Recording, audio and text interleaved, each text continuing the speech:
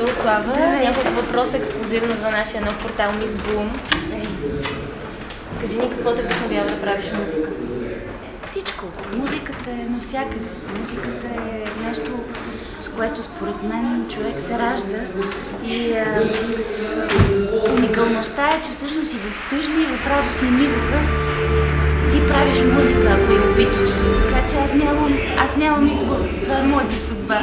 Под каква емоция мина твоята 2012 година? 2012 беше пълна с много успешни начинания за мен. Успях да реализирам своят трети студиен албум. Направих един уникален клуб тук в София и съумях по начина, по който до сега години наред съм интегрирала с обич своето семейство да ги запазя живи и здрави до себе си. А имаше ли фаворитка от останалите претендентки? Те всички са ми приятелки, колежки, не близки като приятелка, с която пия кафе, но като такива, с които споделяме съдбата си.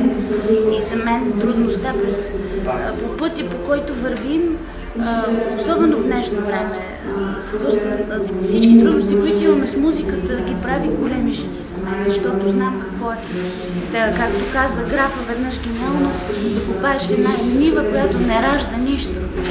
Но аз мисля, че нашата нива ражда и по този начин, в смисъл това, което ти случи тази вечер, ни доказва, че това е така. Благодаря ти, мерси.